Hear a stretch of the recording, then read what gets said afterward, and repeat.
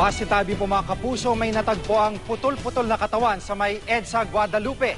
Si Mark Zambrado naka-alerto, 24. Sa bahagi ito ng northbound lane ng EDSA sa Barangay Guadalupe Viejo sa Makati, natagpuan ang putol-putol na parte ng katawan ng tao pasado alas 4 kaninang umaga.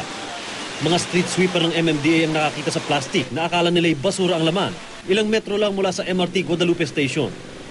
Tumambad lang daw ang mga parte ng katawan ng masagasaan nito ng ilang sasakyang dumaraan sa EDSA.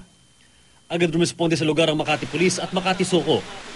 Aminado silang mahirap tukuyin ang pagkakakilanlan ng biktima. Posible rin daw sa ibang lugar pinatay ang biktima at iniwan lang ang bangkay sa EDSA. May CCTV ang MMDA sa northbound lane ng EDSA Guadalupe, pero hindi nakunan ng insidente dahil sira raw ang kamera. May marking siya nung pangalang Rhea, tapos may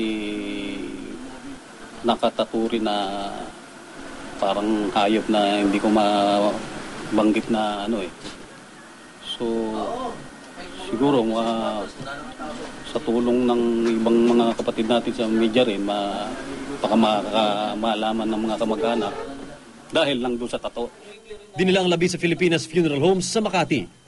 Mark Zambrano naka-alerto, 24.